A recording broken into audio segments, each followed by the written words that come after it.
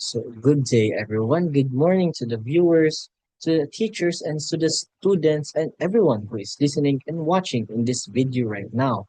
My name is Philistine Isagan, and today, me and my co reporters are going to be discussing about this book entitled Media and Information Literacy Reinforcing Human Rights, Countering Radicalization and Extremism. Now, without further ado, let us begin. So, our topic will be scoping about hate speech and incitement.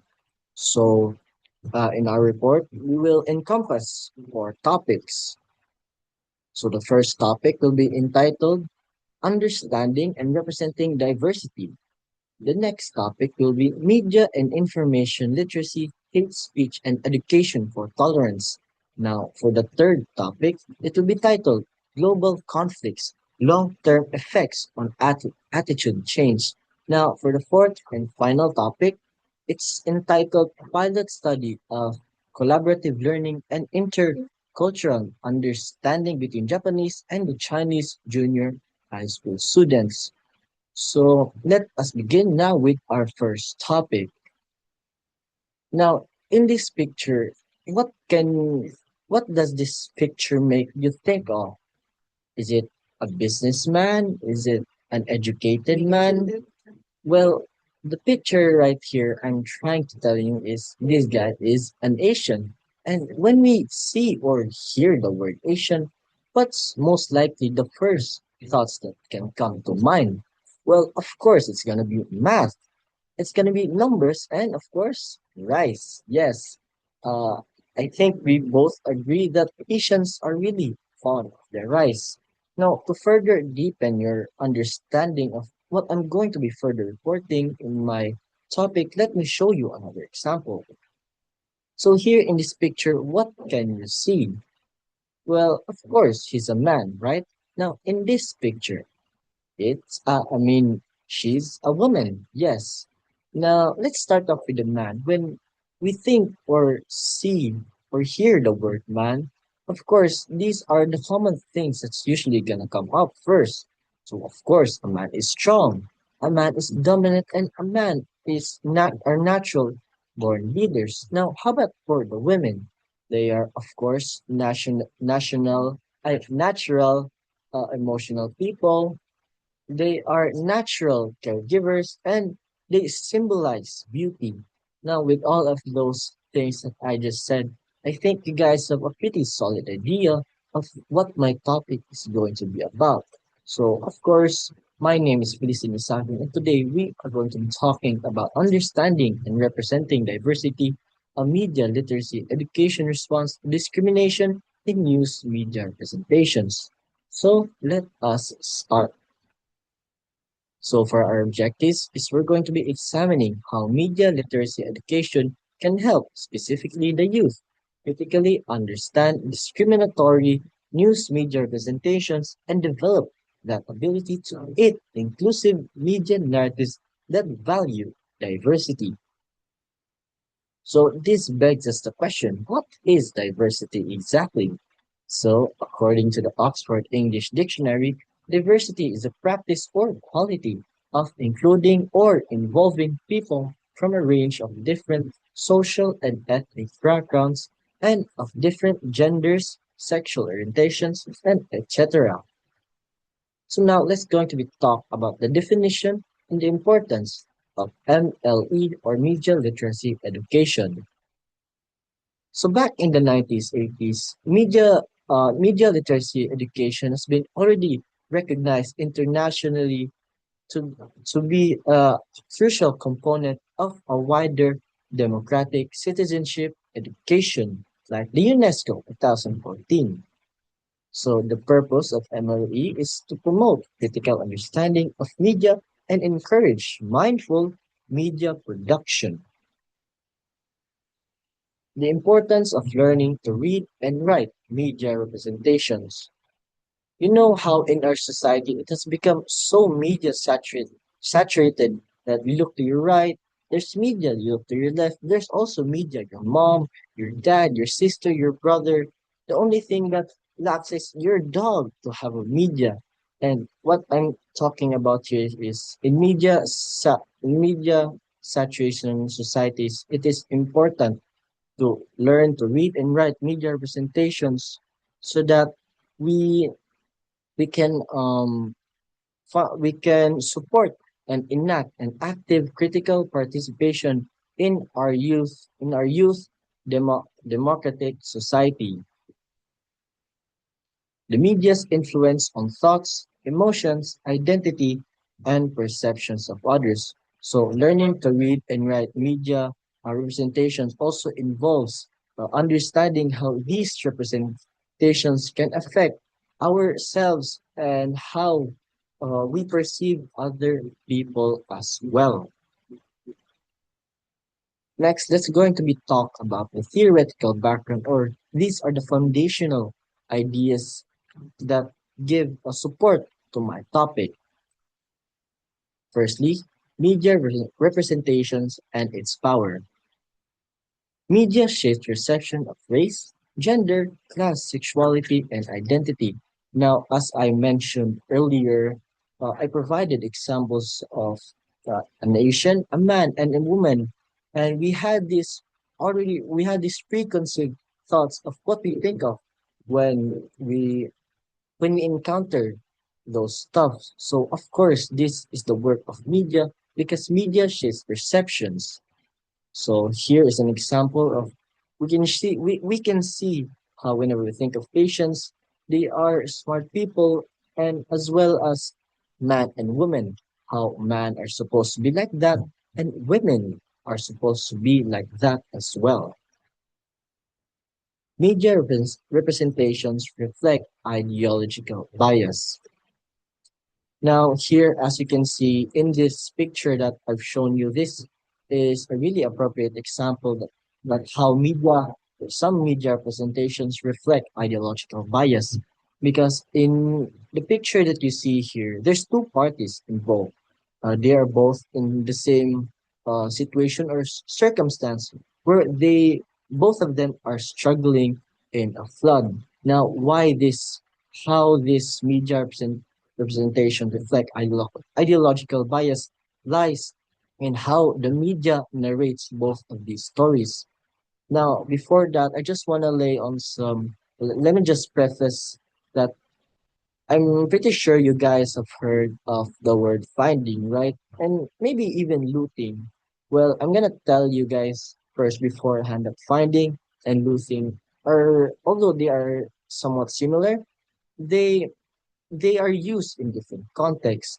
So of course, finding is the act of discovering or searching for something, and looting is yes, that's the same actions, but the word looting is usually used in the illegal context.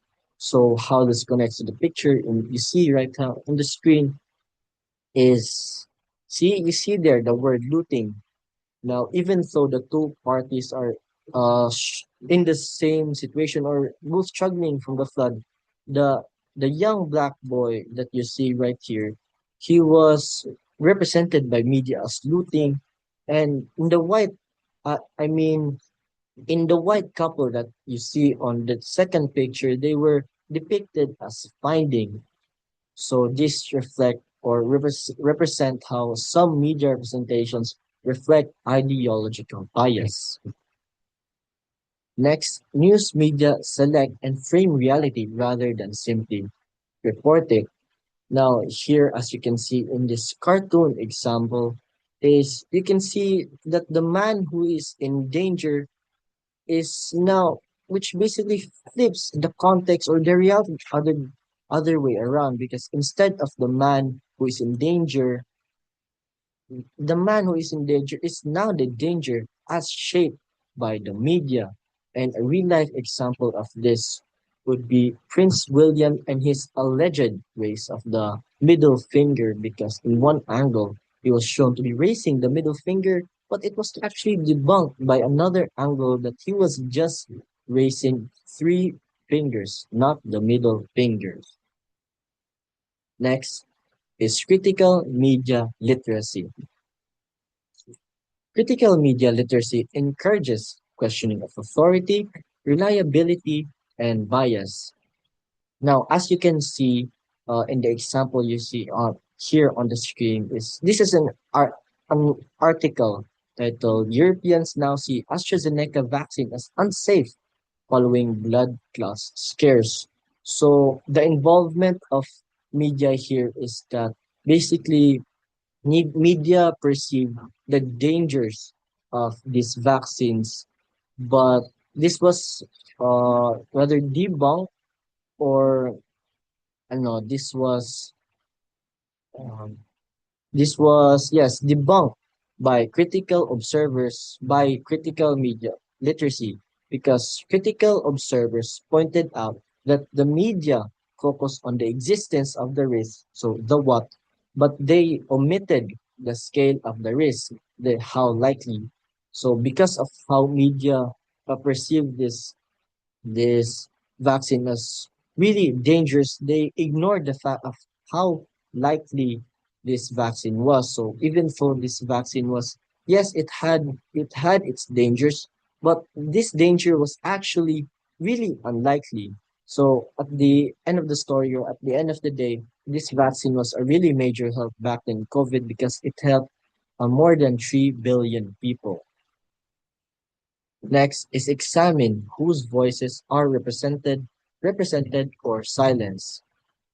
Immigrants and women's voices missing in media. Now the reason why I chose these examples of how whose voices are represented or silenced is because the immigrants and the women in media are usually suppressed due to power imbalances, stereotypes, and how the media prefers more simplified narratives. So they basically ignore or omit the true diverse experience of what makes his identity that identity, and they focus more on simplified or oversimplified narratives or perceptions. Next is helps expose racism, sexism, Islamophobia, and homophobia. Now, as you can see here in the screen right now, this is a phenomenon called the white woman syndrome. So what the white woman syndrome basically is if there's a white woman missing out there, like she's missing and she's being she's been tracked by the government or local officials.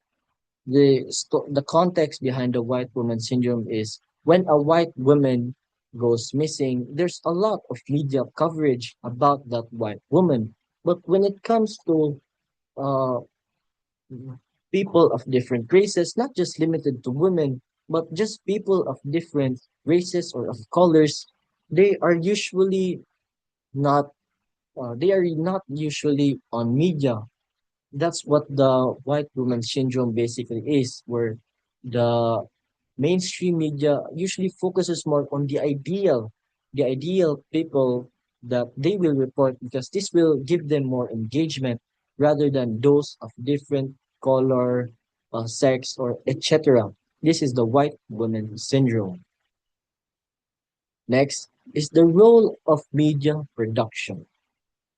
So, media production allows students to reflect on identity. So, as students further involve themselves in media production, this allows them to understand themselves more better and help on their identity formation. Next is provides alternative narratives for marginalized groups. Now here, as you can see in the picture that I provided here on the screen, this is the show titled Sesame Street. Now I'm pretty sure both of us are familiar with this show, and the reason why this is an appropriate example for the statement on the screen is this show was a revolutionary at its time because the this show deliberately was made uh, to provide or targeted for the marginalized groups. So one of the things this show deliberately did is their cast or their actors. So this was the first show back in its time to feature diverse actors, people of different races and of different colors and puppets that live together in a positive urban environment. Next is one of the things this show deliberately or intentionally did was this show was targeted for the missing gap achievement. So what this show basically did was the one of the target audience of this show was to address that major education gap back then in the society, especially in the urban black children communities. Next is challenges in teaching diversity through media. The risk of creating simplistic, positive versus negative stereotypes. Now, here I'm gonna tell you guys there's a difference between simple and simplistic. So the word simple means something that is easy to understand, while the word simplistic is something oversimplified to the point where you ignore the other complex or complicated ideas of one thing. Now, here comes the word positive versus negative. So when you hear or see the phrase Asians are smart or immigrants are hardworking people, while on the surface they might sound positive, they are actually simplistic stereotypes because if we only limit as Asians as smart people or that as that, you are basically ignoring what makes an Asian truly Asian or what makes that that. And as well as this creates that subconscious pressure where if one doesn't achieve their stereotype, they began to lose that sense of identity. That's why there's a risk of creating these simplistic positive versus negative stereotypes. The need for multidimensional representations. Here, this is a movie in produced by Bollywood. So Bollywood, I'm pretty sure you guys have heard of Hollywood, but Bollywood, this is the basically the Indian versions of Hollywood. Now, the reason why I chose this example or this movie is because it actually challenged Indian stereotypes or Indian culture, where when a woman is old enough, they are usually told by their parents to go out there and find a wife and live in your own family. Now this movie challenged that idea because the main character for this movie, Pico, did not find a husband instead, but chose to stay to help and assist her sick father. Now through those actions that she did, she became independent and in a nutshell, this movie challenges your average or your typical Indian culture or the Indian stereotypes. Next is the importance of dialogue and genuine diversity rather than competition. So it is really important to, despite even if you have different colors, different genders, or etc., it is really vital for having that genuine dialogue and genuine relationship with diverse people rather than focusing on competition itself. Now, this begs us the main question, relevance. Are all of those things that I just mentioned relevant, especially in the context here in the Philippines?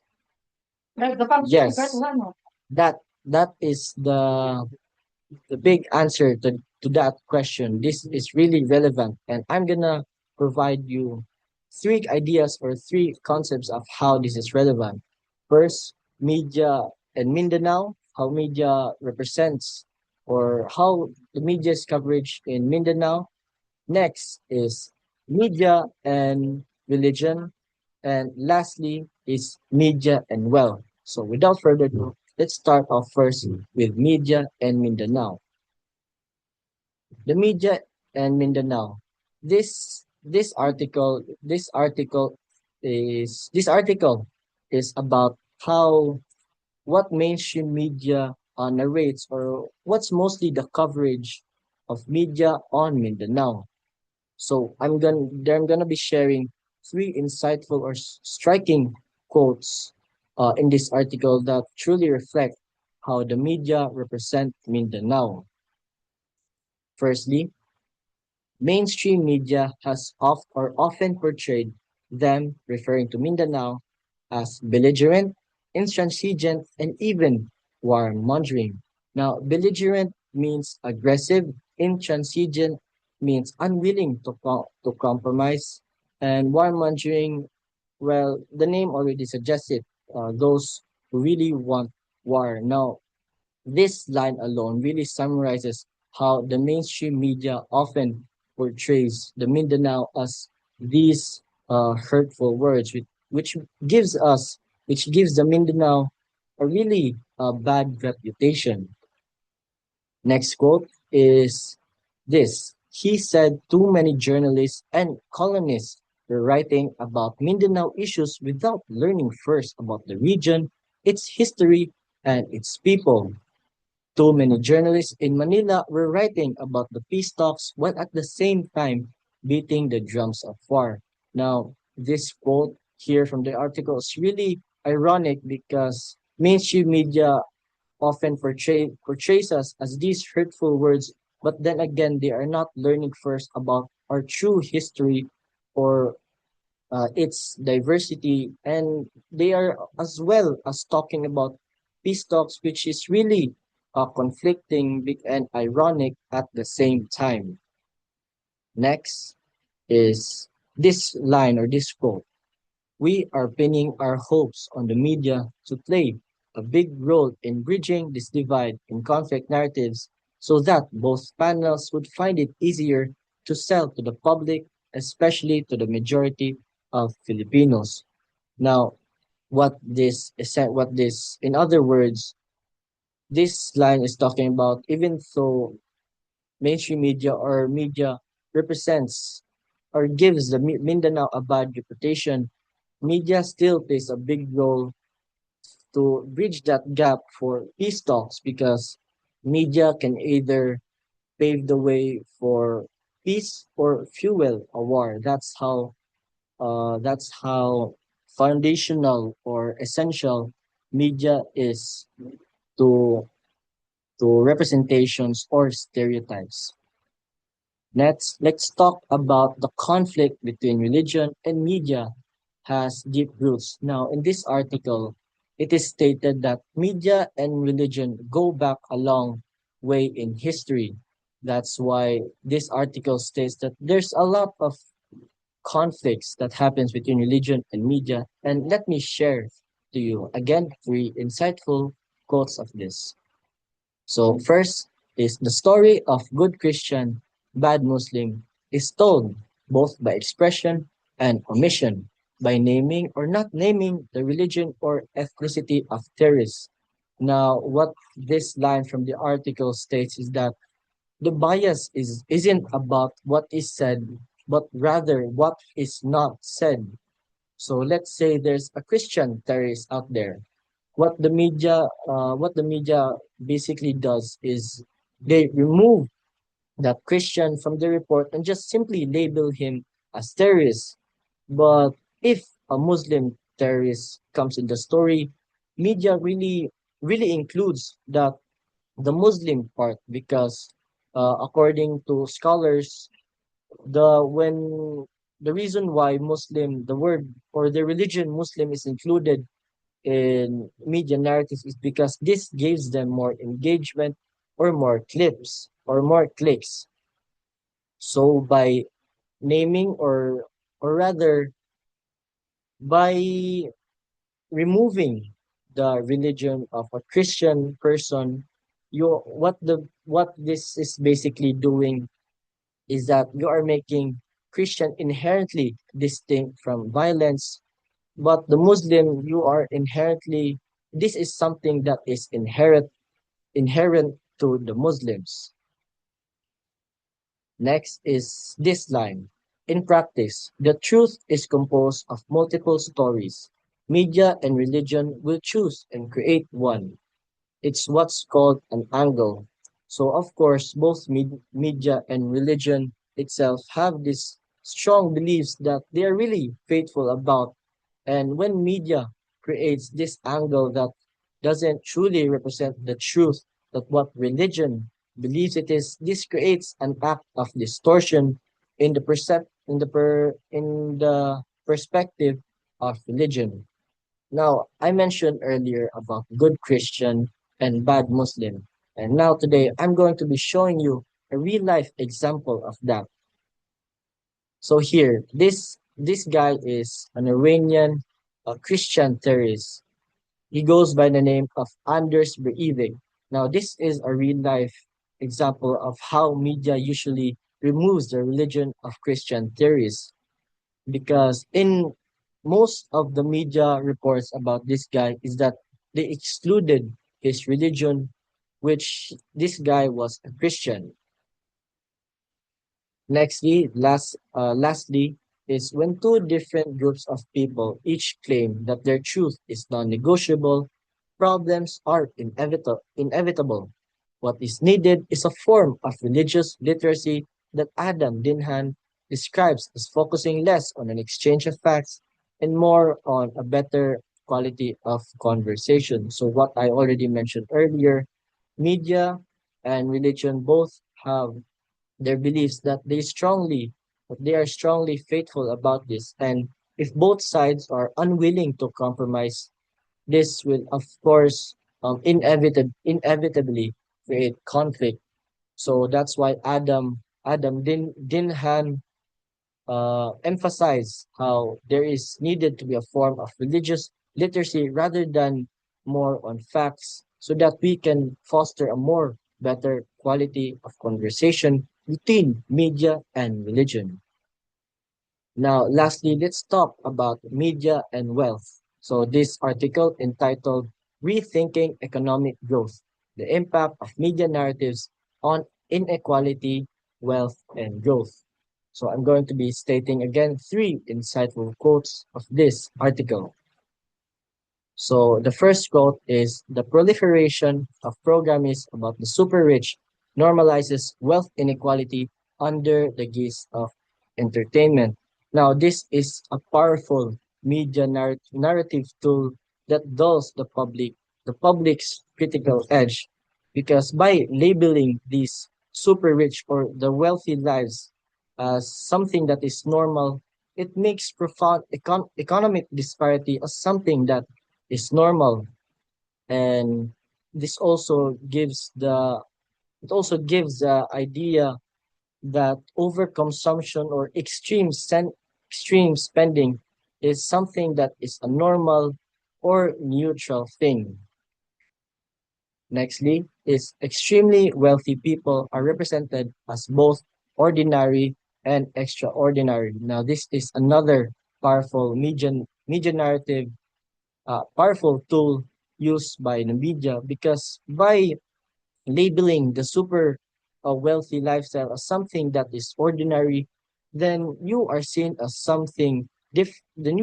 seen as something that is similar, because these it gives the idea that these riches or this wealth can be achieved with enough grit or resilience, but again it ignores the fact of the systemic issues or the economic imbalances that make the rich actually rich. Now, for the last line here is that the children of the super rich reference their wealth as family money and emphasize the importance of sharing with loved ones. Now, this pivots the view is because by focusing on the emotions, you are basically ignoring the economic issues or the systemic issues or the tax loopholes that made the rich people actually rich. Now, thank you guys for listening to my report, and I'm now gonna give the stage to my co-reporter, Ines G. Kawaling.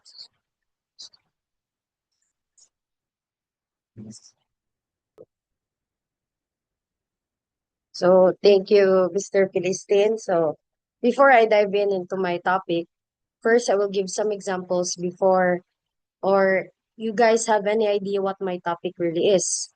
So everybody knows about Manny Pacquiao, right? So in 2016, Manny Pacquiao said that gay people are worse than animals and opposed same-sex marriage. Many said this was hurtful and wrong. Many said this,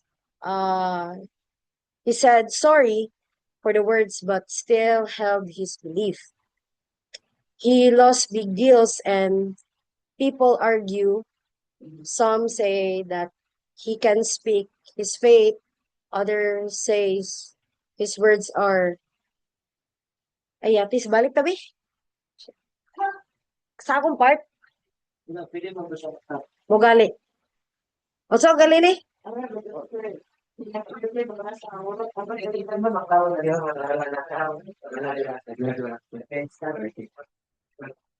O, pwede raman siya mag-cut. Cut. Oh, so, o gani, muna na igap gamay nga nagkuan. Wala yung sulod. Gawa sa movie. Yeah. Naka-pressure ko. Naka-pressure ko.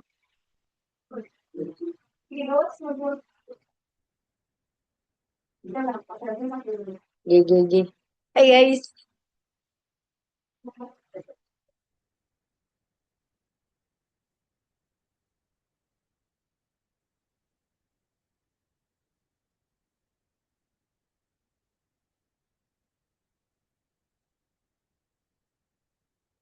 Magaling ka ba sunod?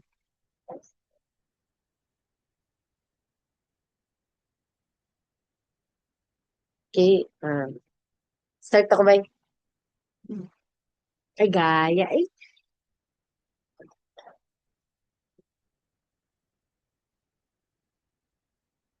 Kaya gina ko di sa akong kwarto mo.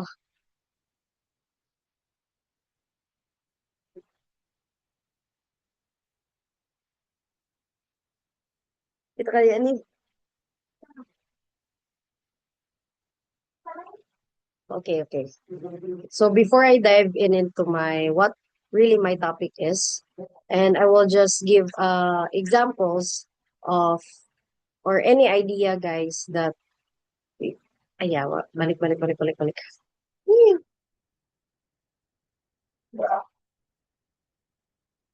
Before I start what really my topic is, and I will give first some examples before I will introduce what really my topic is, and I will give some examples. So, for the first example, everybody know who is Manny Pacquiao. So, in 2016, Manny Pacquiao said, "We people are worse than animals," and opposed same-sex marriage. Many said this was hurtful and wrong. He said sorry for the words, but still held his belief. And he lost big deals, and people argued. Some say he can speak his faith. Others say his words are hurtful. So for the next slide, in the left corner, we have see his statement here that kung lalaki sa lalaki, babae sa babae, eh mas mahasol pa sa hayop ang tao. And the right side, we have the stated here that who am I to judge the person, di ba? Lahat tayong tao, kawangis ng Panginoon. So that is my first example. For my next example is we have the Tagalog versus Bisaya feud. So a lot of young generation right now is playing Mobile Legends. There's a lot of trash talk within the Tagalog community and the Bisaya community. So here's the another example. In the left corner, we have the Tagalog Mobile Legends, and the Bisaya is Mobile Legends. And here on the right side, there's a statement saying that mukha pa lang alam mo na Bisaya na agad.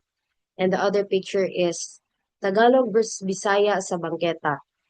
In the Bisaya, we have the naka-t-shirt, marumi ang kuko, gulay ang pananghalian, nagtatawanan.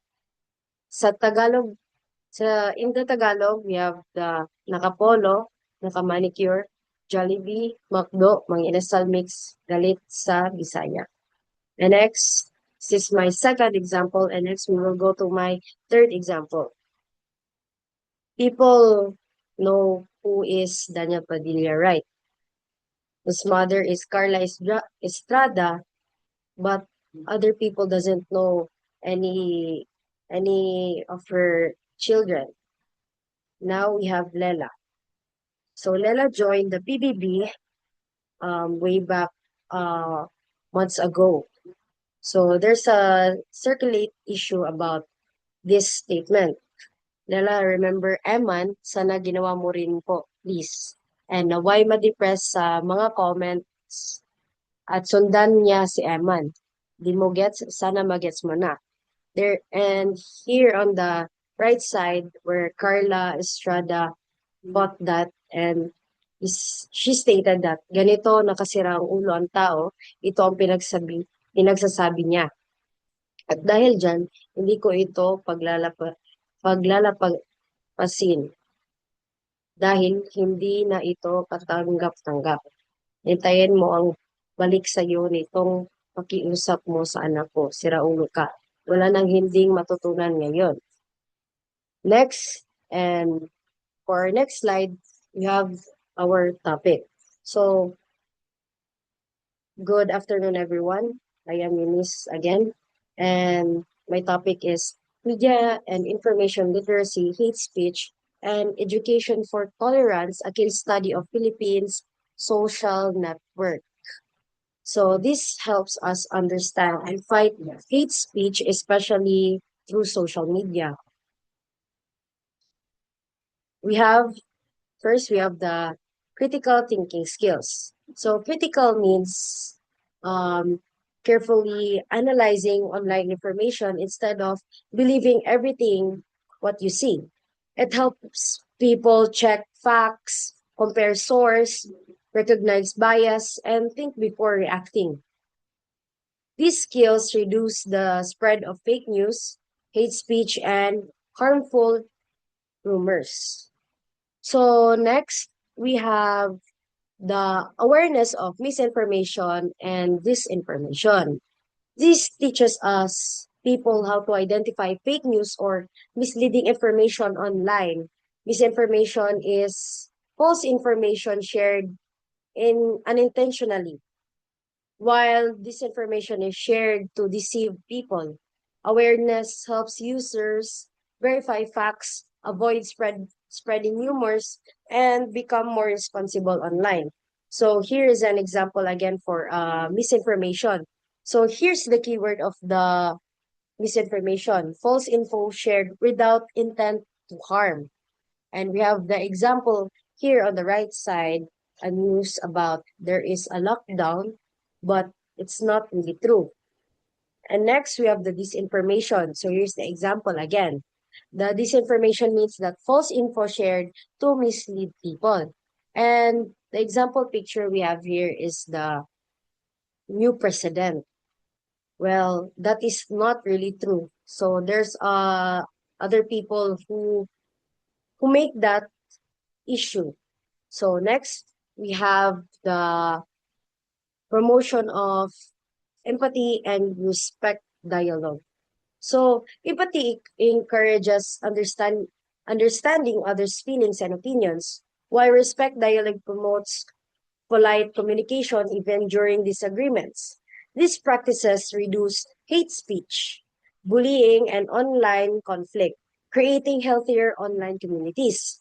Like here, for example, empathy, understanding others' feelings. Next, you have respectful dialogue, sharing opinions without attacking others. And next, we have the responsible digital citizenships. So, responsible digital citizenship means using the internet e- ethically and respectfully. It involves thinking before posting and respecting privacy and opinions, avoiding harmful content, and understanding that online actions affect other people in real life.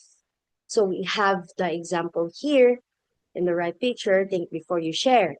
And next, in the left side, we have the posting responsibly, respect others, not spreading false news.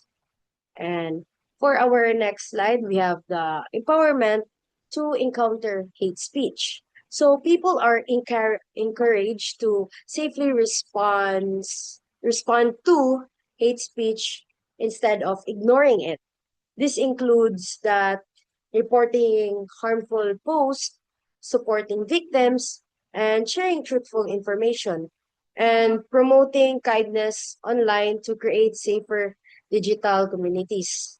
So, as you can see in the left side, we have example picture again, and on the right side is report harmful content, educate others, and support victims. Next is we have the how hate speech become braver. So for the next slide, we have the from hidden to public. Social media allows hateful comments to spread quickly from private conversation to public platforms. Harmful posts can reach thousands of people, increasing emotional and psychological harm to the victims.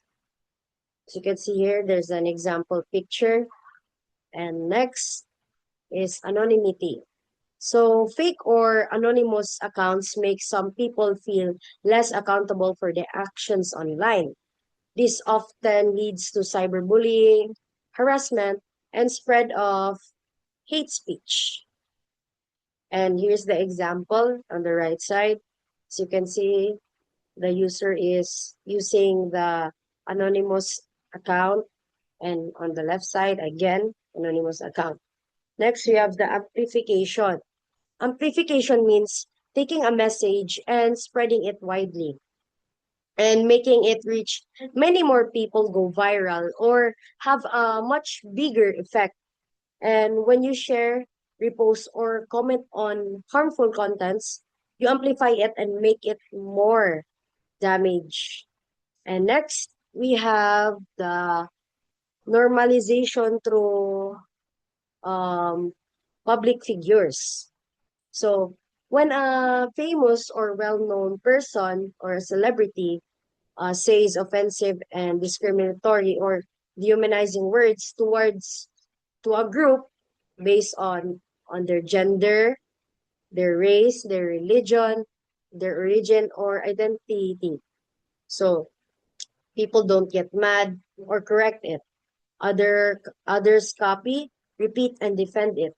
It becomes just a joke, normal talk, or acceptable in public or social media. This is exactly normalization of hate speech. Like for example, here in this picture, we have Vice Ganda. So she or he jokes about um called people pangit, matanda, walang itsura on national TV daily mock looks, weight, skin, and color poverty. So next, we have the mass participation.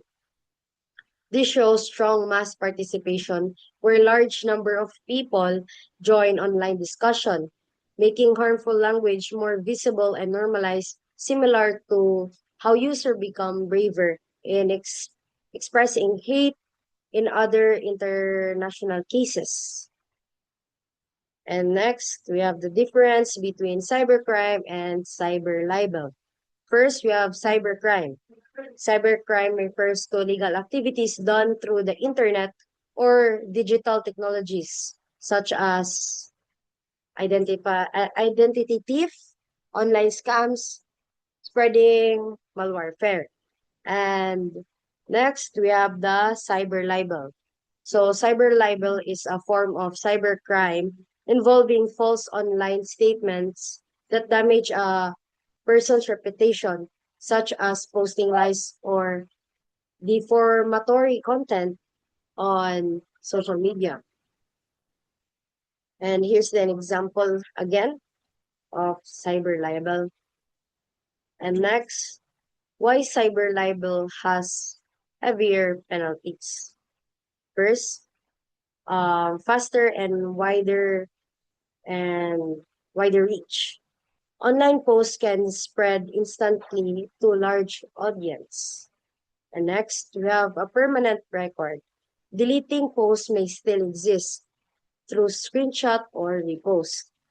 Next, we have the more damage. Cyber libel can quickly harm a person's reputation, career, and mental well-being. And that's all about my topic. And now I will pass my floor to Miss Between.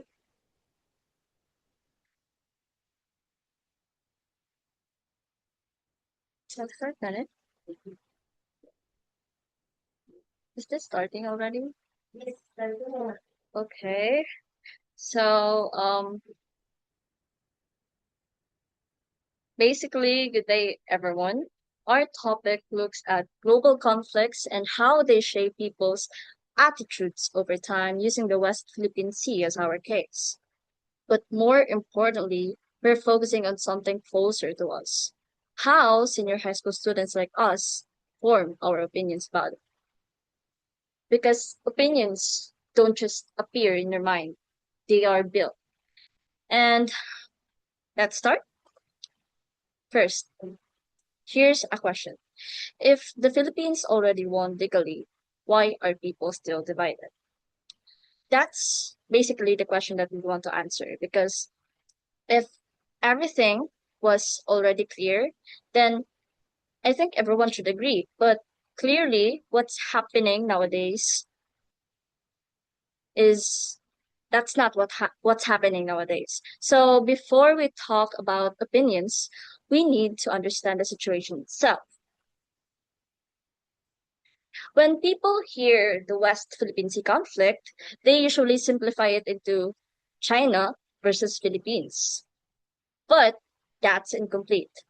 Other countries like USA, Vietnam, Malaysia, Brunei, and Taiwan are involved in different ways. So basically, this is not a two-sided conflict.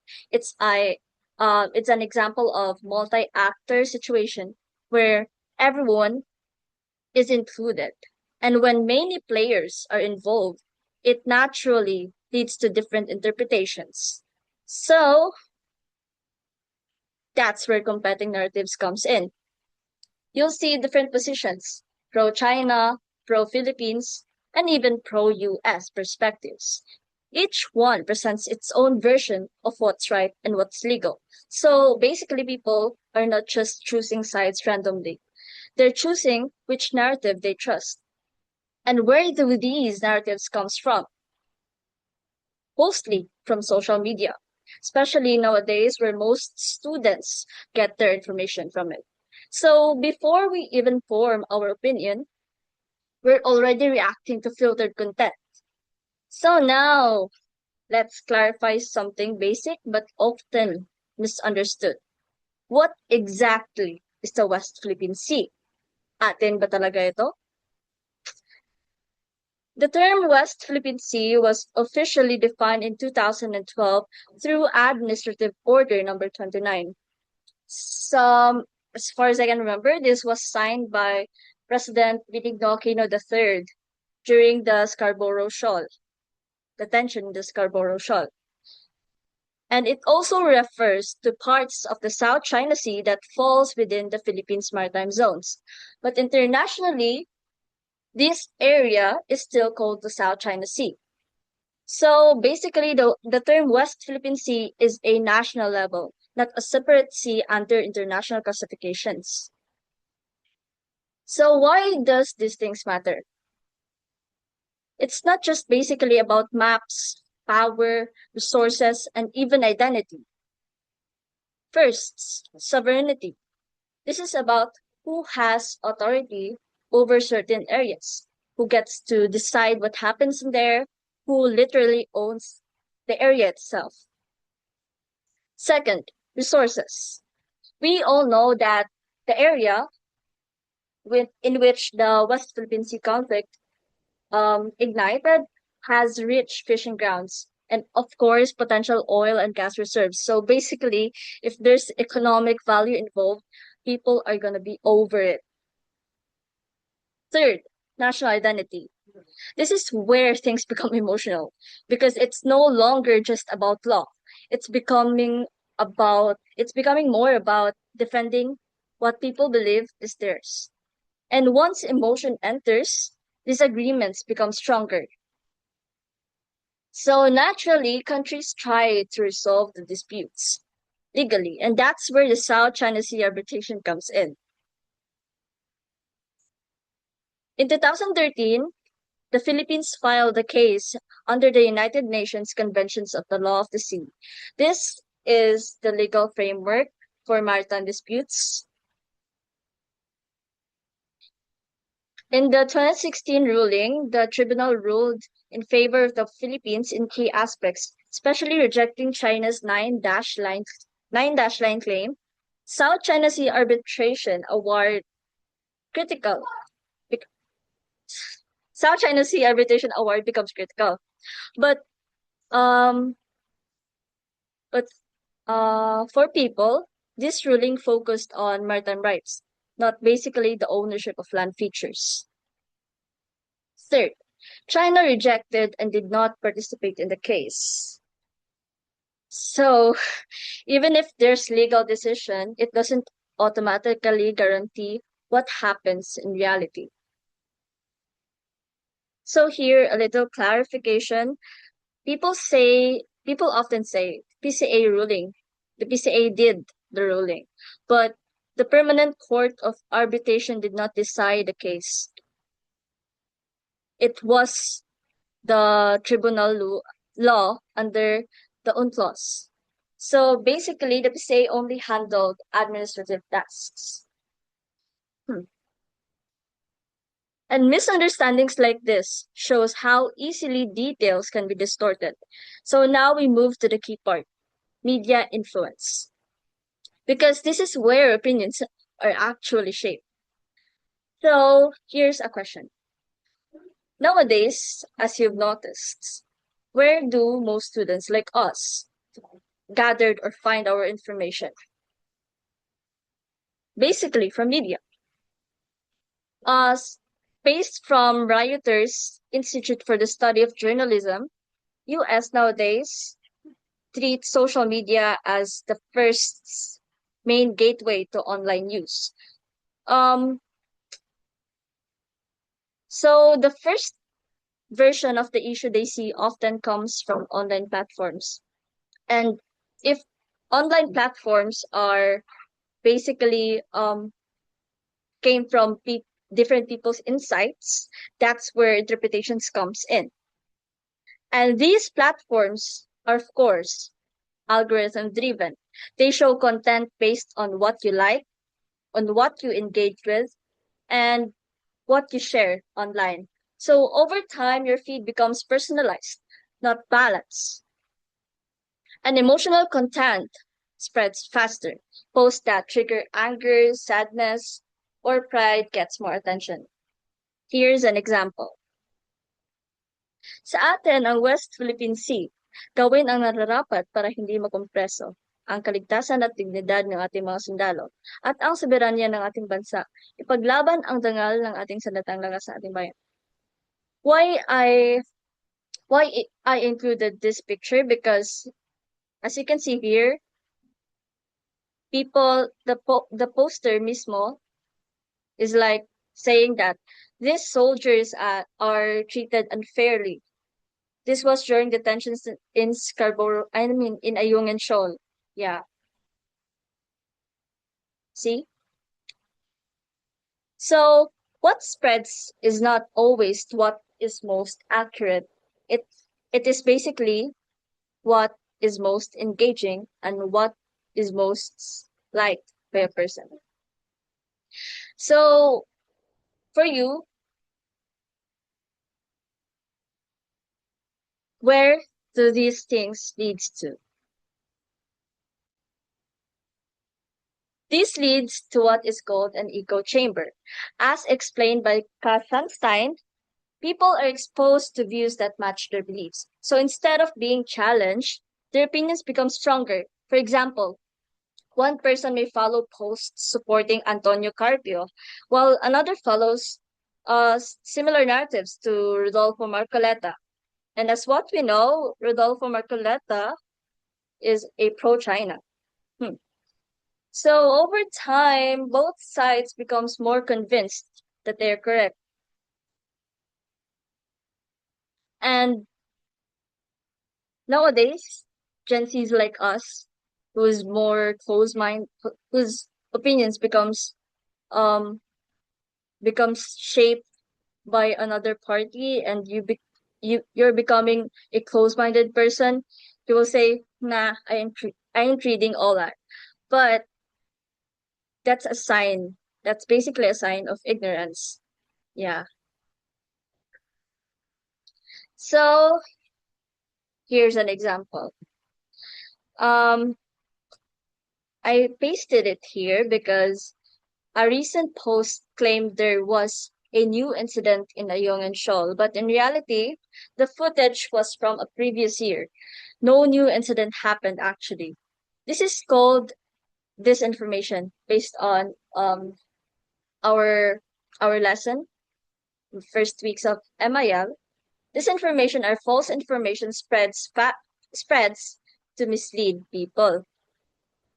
And this connects to our report because it shows how easily perception can be manipulated. Even without new events, narratives can still be created. So now we go back to our main question. If the Philippines already won legally, why people are still divided?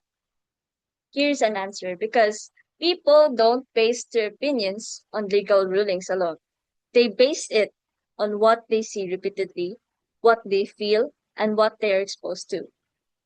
And that's exactly what we wanted to test in our study, how students actually form their opinions.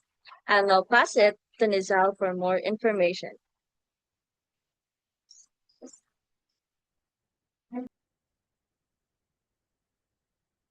So, good day, everyone. I am Nazal. And here's a question. Why this matters? First, what can you see here? Influence, right? Because people or us students are influenced by media bias. We all know that media bias can influence us into our own opinions, our own beliefs, or even in our own decisions in life, you know. It presents here the information from one-sided perspective into another perspective. When social media news can shape how people think, how people can act, or how people can decide on their own beliefs or on their own opinion. Next is what? Experience, right? Because experience improves understandings. You know, when you have real life experiences, it can improve in your decision making, especially when you have or when you already have experiences, you can learn from your mistakes and go through to the situations that you have passed. Next is what? It's all about simulations reduces one-side thinking because it helps you see another perspective, and then it reduces it by showing multiple outcomes from any different perspectives. When users can experience a real life situation in a safe way because you have already seen the two perspective at one at a time. Okay, and here's MIL. Why does MIL helps us students in this topic? First, because MIL spots fake news, it teaches us how to check sources, look for evidences, and even the manipulated images. In that way, you don't accidentally share the false info. And then next is reducing biases because it helps us students recognize our own biases and see which content trying to push us only by a one-sided of the story. So you can learn how to ask who made this and why. And then next is seeing the both sides. MIL trains us to look for the multiple perspectives, which is it compares sources, understanding the full context before forming another opinion. That makes us think more balanced and fair. Lastly, making better decision. Whether it is about politics, schoolworks, or any other media, it enables us to separate facts from opinions. That helps us make smarter choices. Okay, here for our survey, we have surveyed grade 11 students, 15 males and 15 females, which is 30 students in total.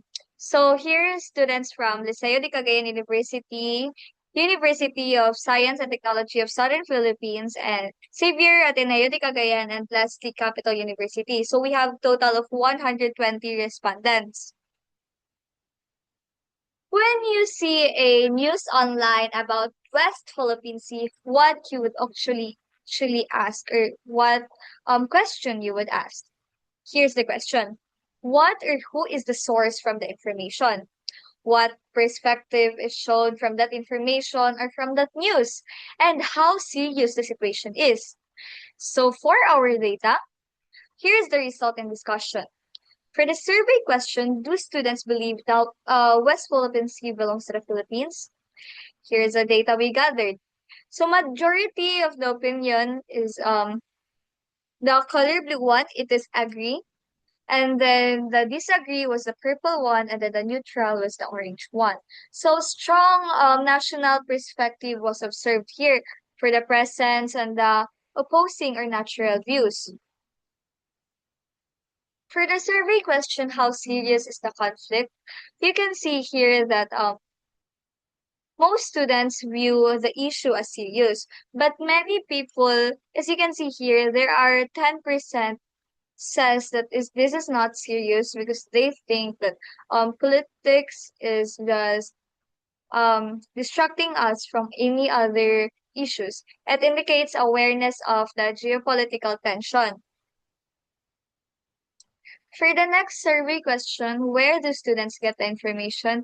You can really see here that almost 50% was on social media, 20% was on television, and then for the teachers, radio, and newspapers, you can really see here that social media really comes into us. It shows how dominant of the social media is. And you can really see here that influence are really coming from social media. That's why as I've said earlier, MIL is very important for us because social media is everywhere.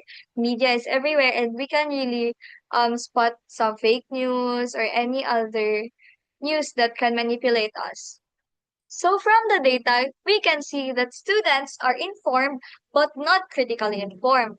Media plays a major role in shaping views, and then there's a need for stronger MIL skills, which is can you see that students just scroll up in the social media, but yeah, they are informed that West Philippine Sea and China has a tension, but they are not critically informed of what is happening in that issue.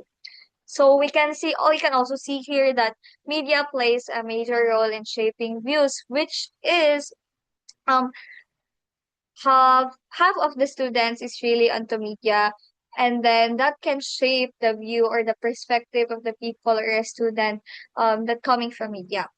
So there is a need for a stronger MIL skills.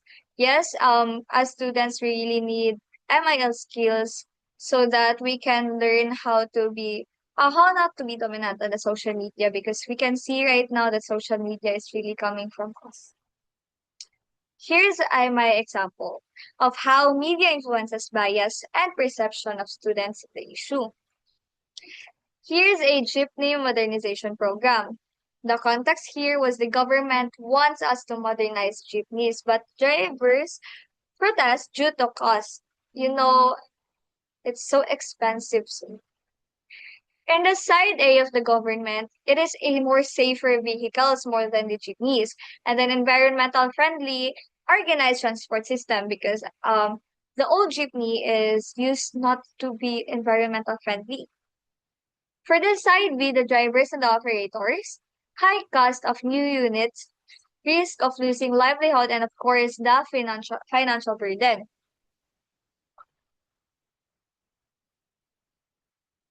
Okay, here.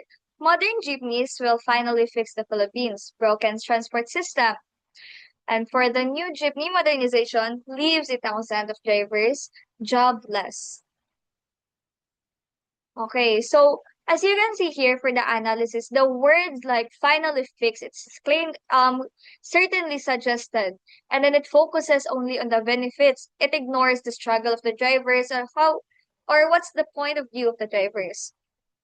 For the jeepney modernization, words like jobless can create emotional impact. It focuses only on the negative effects and ignores the long-term improvements. So you can see they are really biased on the simple words. So how all of this connects to MIL? Because MIL shapes us and our how the way we think, how the way we can create a decision in that certain idea. It also removes us biases and then think of the right comments with another comments. So now, thank you so much for listening, and I hope you can learn from me on how this connects to MIL. And now I'm going to pass my report to Kurt Benedict Serdan for the next report.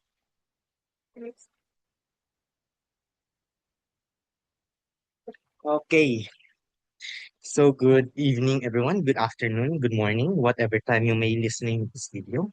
So before I get on to my topic, what can you see here?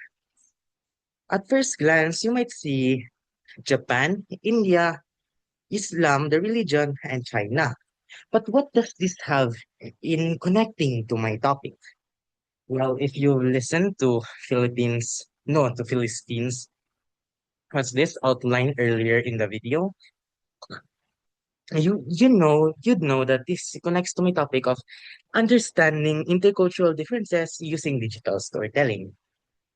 But first, let's look at the stereotypes among all of these countries and religion. So firstly, we have India. Who knows who this man is? This man is Savior, a very popular figure in India that commonly that is commonly used to represent India. And as you can see from the background here, it shows a food stall that mimics the media's perception of India being disgusting, being gross, and being unsanitary. Now, let's move on to Japan. Now, if do you know who this guy is? This is a very popular figure within the modeling community and within the Lux Maxers community. This is Haruma Miura. Now, what striking difference can you see between the two people? One is objectively more attractive than the other. I mean, come on. Who who would you let your daughter date? This man or this man? Why? Well, I mean, no offense to Xavier. I picture he's a wonderful guy. What I use this picture, a very handsome model from Japan, Haruma Miura, because it reflects the media's perception that it's better in Japan. Oh, coffee shop in America, coffee shop in Japan. Whoa, what's this? So I use his picture to properly represent the media's perception on what's this, or the media stereotypes on countries such as India, Japan, and Islam. Now, this is a very popular figure. This is Osama bin Laden. And do you know what he caused? Hint, it's in the background. He caused 9/11. Now, why am I talking about Osama bin Laden? Because he is a Muslim. And why is that irrelevant to our topic? Because people tend to use Osama bin Laden to stereotype or to overgeneralize the whole population of Muslim community. They say that the Muslims are very terrorist kayo. They have terrorist mentality and they what's this? And they are very aggressive. However, if you've been in contact with an actual Muslim, I have been in contact with quite a few, they're actually quite very friendly to me. And it doesn't really reflect the media stereotypes of them being aggressive. I mean, if you search on TikTok or Instagram or Facebook, it's filled with racist comments towards the Muslim community. Next, let's move on to China. Now, China is important in this topic is because it's one of the what's this powerhouses in the world right now. And what they have in common and what stereotypes they use in what's this in China is that mga kwan ni sila, mga kawatan, mga copycats ni sila. They due to the fact that what's this? They use sweatshops to create. They use childrens in their sweatshops to create to create copies or replicas of popular items. Now, why is this important? Or what do these comments all have in common? What in India, very disgusting, very unsanitary. In Japan, things are much better here in Japan. For Muslims, mga terorista, mga agresibo kayo. And China, mga kawatan, and mga what's this? Mga copycats. What do these all things have in common? We'll get onto that later. So, buckle in your seatbelts because today we are going to promote intercultural understanding to help counter hate speech, radicalization, and violations of human rights. Now, this is the hint. Oh, can you see it? That's right. Do these things, the things that I have mentioned, are all part of a concept called xenophobia and stereotypes. Now, what is xenophobia? Basically, this is the irrational fear of another person of another country despite having little to no interaction with them, like at all. I mean, let's look at the trending topic or the what's this? The main idea of today's of my unit, which is intercultural understanding, a pilot study of collaborative learning using digital storytelling between Japanese and Chinese students. So let's before we get onto that, we're going to first discuss the history of Japan and China. So, so grab your drinks.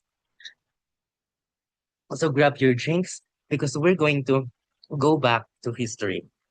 Now, back in 100 BC to 16,000, they actually had a quite good relationship.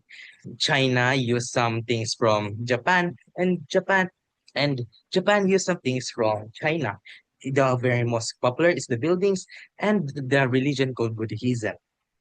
But however, this all changed during the first Sino-Japan War, where the Chinese suffered a huge loss against the Japan, which led to the first major break between the country's relationship. Next is during World War II or the Second Sino-Japanese War. And if you can see here from this, what's this picture? This is called the Rape of Nanjing. And this is basically when Japanese soldiers invaded Nanjing and killed and decapitated lots of Chinese men and raped a lot of their women and children. And then after that, after the rape of Nanjing, came into power Mao Zedong, who was a, what's this? A ruler who ruled with an iron fist that, what's this? That controlled China with no way, with an iron boot for Chinese to break through until his passing. Now let's move on to modern times.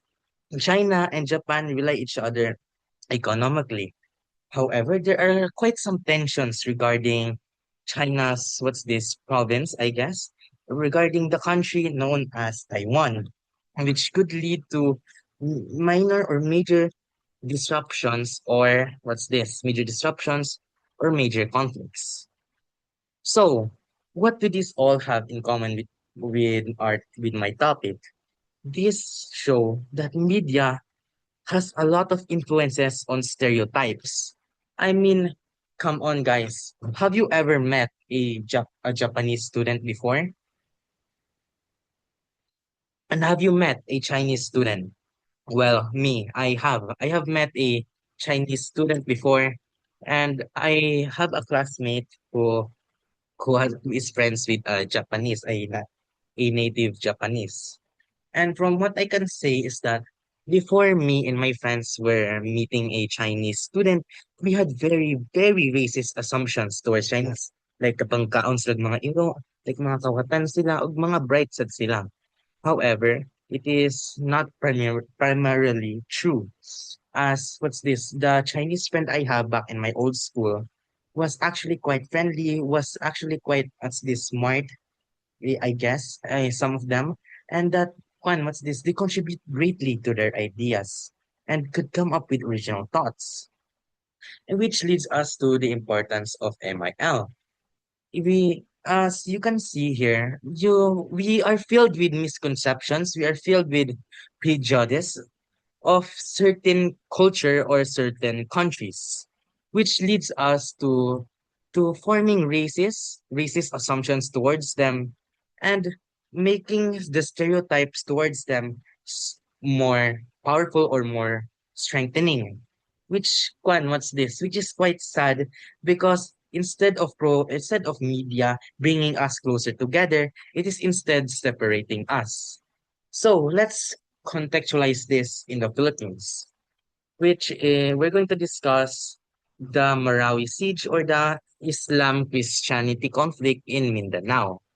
So before we get onto that, let's first take a look at what is quite happening. So in the 14th to 15th century, Islam reaches Mindanao, which led to the establishment of sultanates, or to the sultanates in regions such as Sulu and Maguindanao and a lot of other more.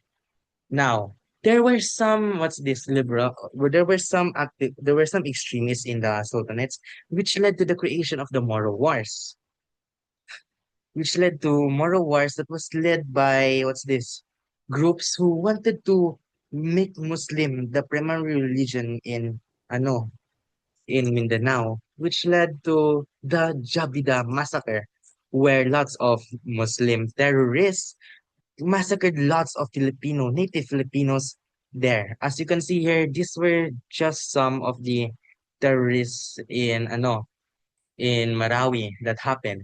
Now, there were some people that now there were some Muslims that is part of ISIS, the international terrorist group, which led the Americans to help to help the Philippines into power to fight against or to fight back against the Muslim in order to reclaim Marawi, which led to the Battle of Marawi or the Marawi Siege. Now, after the Marawi Siege ended, and that's this, the the millions of lives were lost, thousands to millions of lives were lost. This left a devastating impact on the Muslim community because because many people in the Philippines try to justify that what happened in the Marawi is the true nature of the Muslims. However, that is not true, and that is not the case. As what's this? As the thing that influence or strengthens that conception of the Muslims being terrorista, being agresivo kayo, and being what's this? Very adamant on killing people is media. So this led to the creation of the Bangsamoro Autonomous Region in Muslim Mindanao, or the BARMM. Now, let's get on to the main topic on why this is important in my topic unit 4, which is intercultural understanding to fight back against hate speech, radicalization, and what's this? Stereotypes.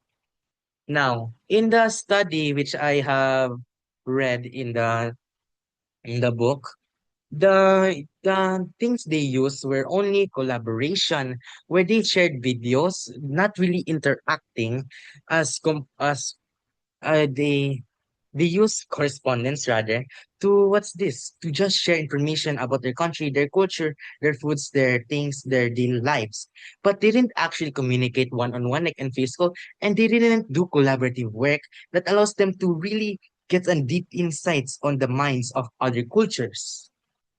Next is that what's this the methodology composed of 52 Japanese students and around 16 to 19 Chinese students.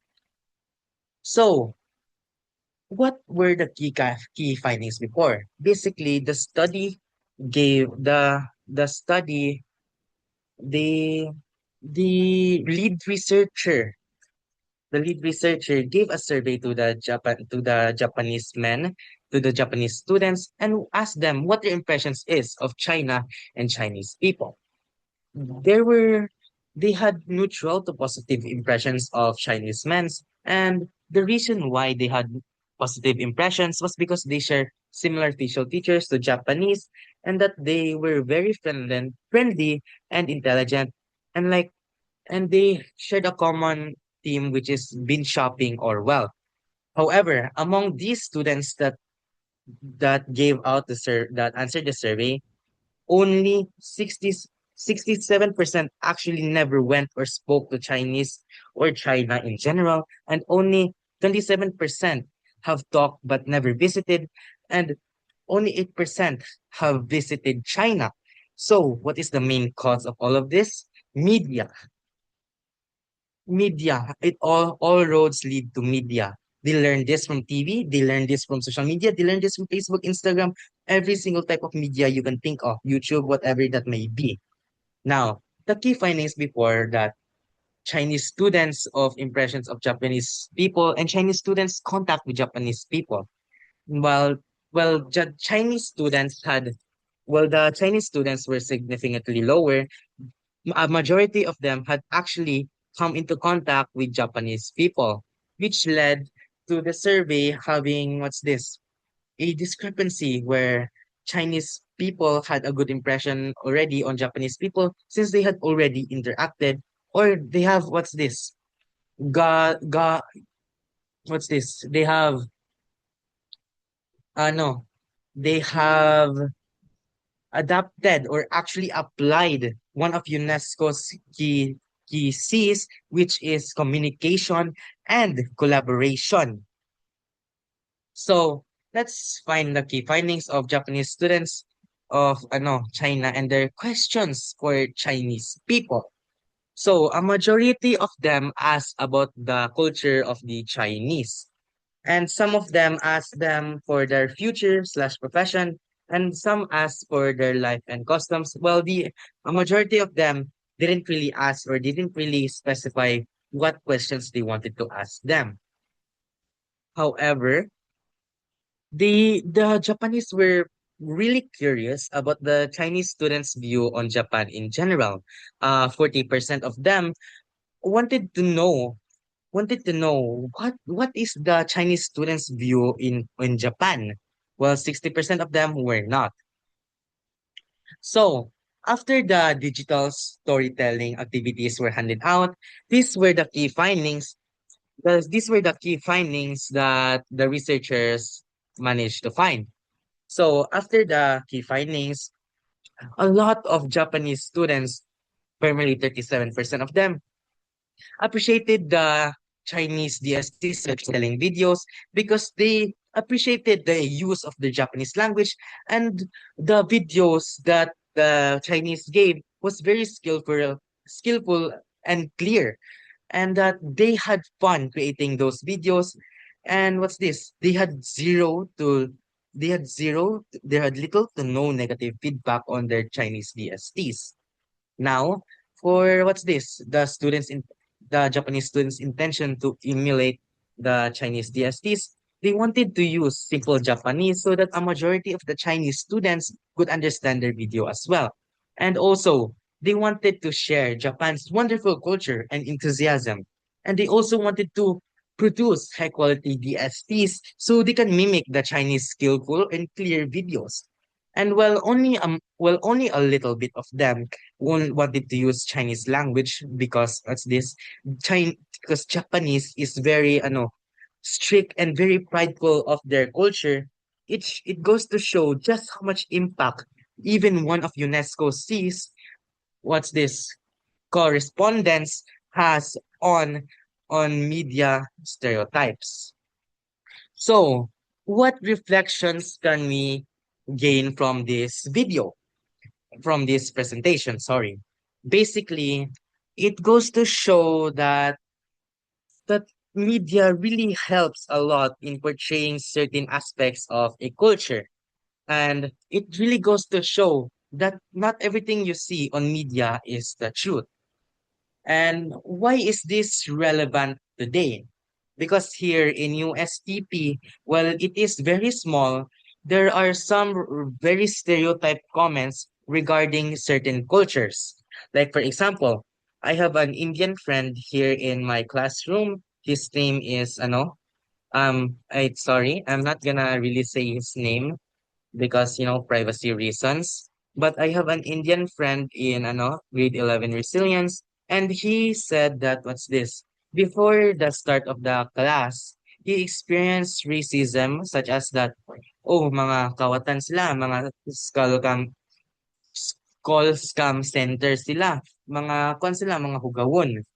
And like kwan, that is really quite sad because even though that USTP is promotes diversity in education and learning, it is quite sad that we can still see racist and prejudicial assumptions regarding a certain culture. Now, what is the main finding? We can conclude that in order for us to really understand one's culture, we cannot just simply trust on the media, but rather we need to experience it themselves. Because what better teacher is there than experience itself? So let's give an analysis on the study. Was it effective? To a certain extent. Why do I say to a certain extent? Because not everybody has access to phones in certain parts of in certain regions can help can help what's this clarify certain stereotypes.